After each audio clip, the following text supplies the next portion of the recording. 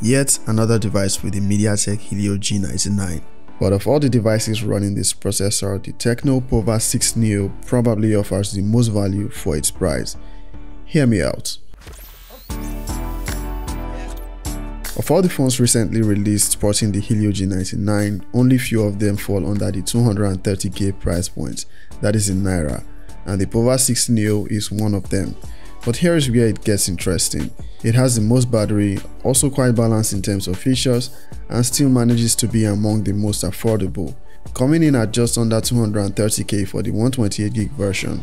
The 256GB version costs more, but they both have 8GB of RAM and you can expand it by a micro SD card.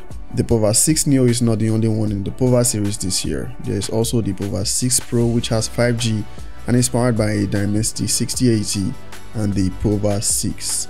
Those ones did not make it to this region. They have lesser batteries but AMOLED display and better camera specifications. Let's keep the focus on what we get here, the Pova 6 Neo. It's a thick phone, almost as heavy as my S24 Ultra. That is mostly due to the large 7000 mAh battery. It weighs about 226 grams. Now, big batteries are a major selling point for the Tecno Pova series, and they've packed the Pova 6 Neo with as much battery as can fit in a smartphone without making it inconvenient for use. The frame is flat, and like most phones these days, it can stand upright on any side.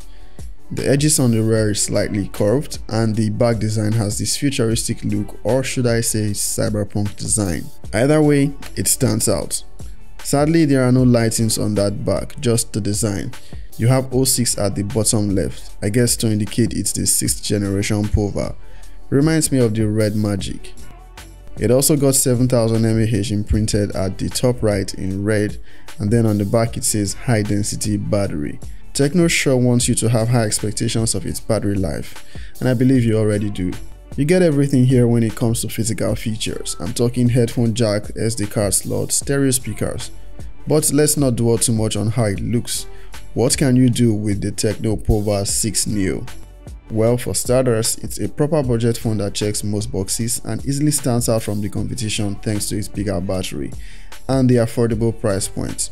Now, if you're wondering why I keep stressing its affordability, it's because most phones released earlier running this same processor are priced way higher. The Pova 6 Neo's display is 6.78 inches in size.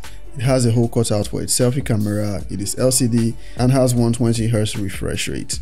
While I would have appreciated AMOLED, I think it is okay for the price. It is a good looking display and it will do just fine for consuming media. Speaking of media, those stereo speakers give great sound. It has Dolby Atmos for better sound experience. I believe this is Tecno's first phone with Dolby Atmos. In the software department, it is loaded with the latest version of iOS and Android 14.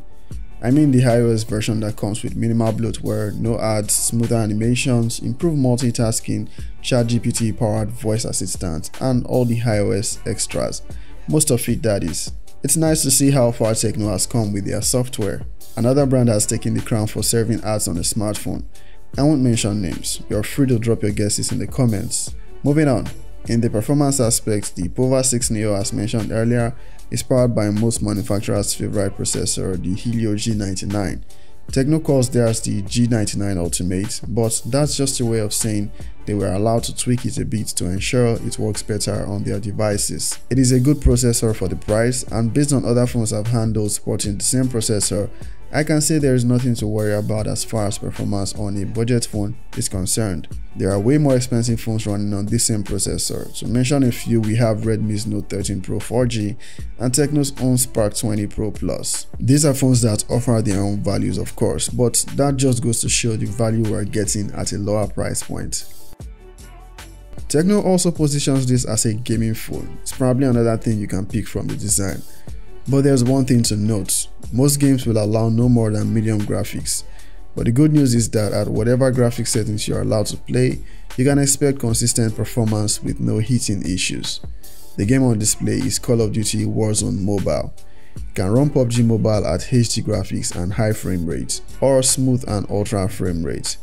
Having a large battery gives you the edge over most other phones you can buy for the price if you are picking it up for the purpose of gaming. It will last longer, it's got the right refresh rate, and it doesn't run inconveniently hot. Tecno also boasts of 4D vibration sense, and I can't deny that the haptics are great. We already established it has a big battery, but how fast can it charge? Well, it gets 33 watts fast charging, and you are able to choose if you want it to charge at max speed or maintain low temperature.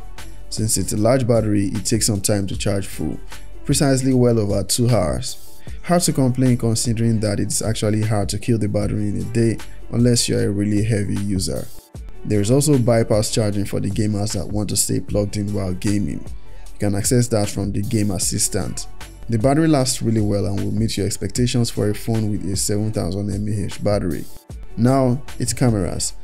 I go straight and say I'm impressed by the rear cameras, but not so much with the selfie camera. We get a 15 megapixel main camera, and on the selfie we get just 8 megapixels. 8 MP is not great for this price point, but I guess what matters is what it can actually do. The selfies are okay, but I think it can be better. It's not as sharp or well processed on the skin tones as I would have preferred. The rear camera does great on the photos, and I don't have anything to complain about.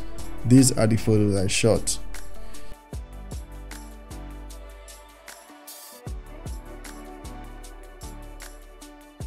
You can shoot videos up to 2K at 30 frames per second from both its selfie and rear cameras. The Pova 6 Neo is a solid phone, and I recommend it especially for its battery and the performance it offers, while priced similarly and probably less than the competition. Where it lacks is in the selfie camera, and I hope that can get better with a software update. With that said, we're done here. Peace out.